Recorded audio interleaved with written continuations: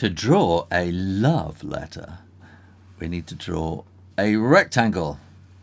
So let's do that. That comes down there, and then we go across like that. And we are going to seal this love letter with a heart like that across the middle, and then let's put a little bit of shininess in there like that. And then we get the top bit. This is the bit that sort of folds down, and you lick and stick it. And then this is the bit that's sort of underneath it like that. So you want to have that coming there.